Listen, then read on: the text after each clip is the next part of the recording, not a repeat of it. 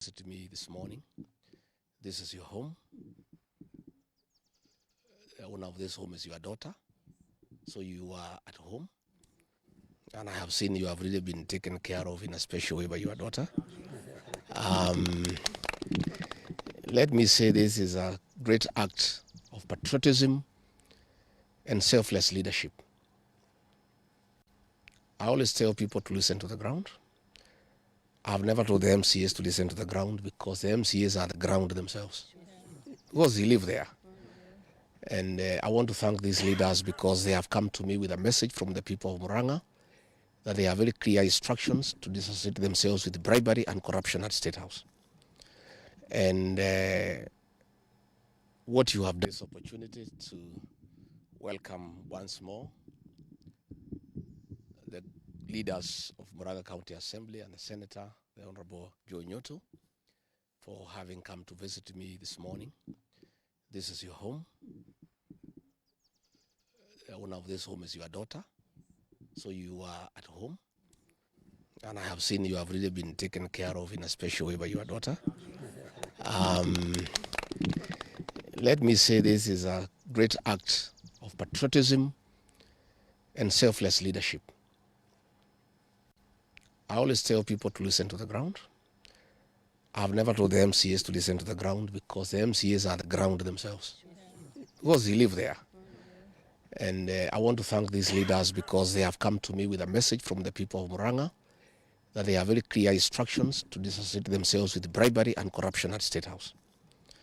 And what you have done, you have demonstrated leadership, that you respect the people who elected you, and you are satisfied with the salary that the people pay you as taxpayers, and you are not willing to sell your people and what they believe in for little money. It is actually very gratifying that MCAs can refuse a bribe of 300,000 to do the right thing. I really want to commend these great leaders from Murang'a, and I ask the people of Murang'a to identify leaders who are selfless and who cannot sell them. The few leaders from Murang'a who are selling the community and the residents are greedy and are only thinking about themselves.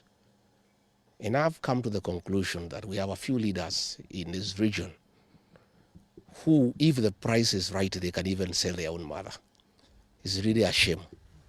You know, today what is happening in State House is pure corruption and bribery. The other day, William Ruto was complaining that members of parliament are asking for bribes. But he is a briber in chief in this country. The other day, he called the people of Kiambu and spent 60 million shillings. A week after, he called the people of Meru, spent another 60 million shillings. Today, he's going to spend 60 million shillings. He's giving people 10,000 each. That is 180 million. When hospitals in Murang'a have no drugs, when people are suffering because SHA is not working, when university students are at home, when students from secondary schools are at home, primary schools are not functioning because there is no money for capitation. All this money has been stolen and diverted for corruption and bribery. And State House has become a scene of crime. We want to tell the people of Murang'a not to worry because you have good leaders. And I am very encouraged that even in this difficult situation where William Ruto is using all manner of strategies to confuse people with money that is stolen, there are great leaders from Murang'a who have stood firm and said no. William Ruto does not need to call the people of Murang'a to discuss with them development. I was with him at Kikuyu grounds, and I was a guarantor of William Ruto to the people of the mountain, and we signed an economic charter with the people of Murang'a. 3 years down the line, he has done nothing about it. It is unnecessary to pretend to call the people of Murang'a to discuss with them development. There is nothing he has done in 3 years. There is nothing he'll do in the next 2 years. Therefore, those people who went there, you do what we agreed. There is a saying in our community that you cannot bury an elephant with his tusks. Please take that money and use it when you go back home. And don't just eat that money alone. Share with the people of Murang'a whom you left behind. But don't sell your conscience. Don't sell your soul. Because if you do, the people of Murang'a will punish you. They'll punish you and punish you in a very big manner. What is happening in State House is a choreography. It's a strategy by William Ruto to divide the mountain. The other day he called the people of Kiambu and told them to remove themselves to the rest of the mountaineers. The other day he called the people of Meru and told them to remove themselves from the other mountaineers. Even today, he is cheating the people of Murang'a that they have never led and it's their time to lead. And we know for sure he has prepared a small blue wheelbarrow to confuse the people of Murang'a so that he can cheat them to have a presidential candidate whom he is sponsoring, whom he is spending money on to come and divide the votes in Murang'a. Unfortunately for him, the people of Murang'a are wise people. Many times people have tried to confuse the people of Murang'a, but they have remained forever focused. These are people who are extremely focused and they can see through the scheme of William Ruto of trying to create division among the mountaineers. I want to call our people to stay united and to know that our strength is informed by our unity as a people. Let our people stay focused. Let our people not be swayed by small money and by bribes that are taking place in Kenya. So what is happening today in State House is a shame.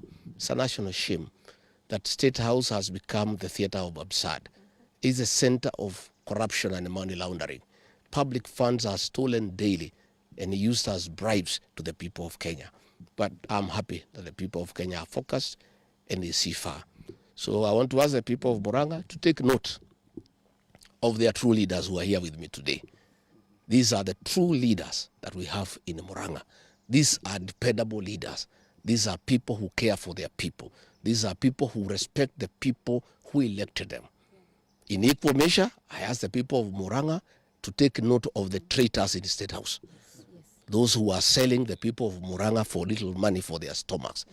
And to take note so that 2 years down the line, the people of Murang'a will separate the wheat from the chaff and the chaff from the wheat and do the right thing and elect true leaders who are true representatives of the people and people who can represent them and who cannot sell their birthright because of cheap money.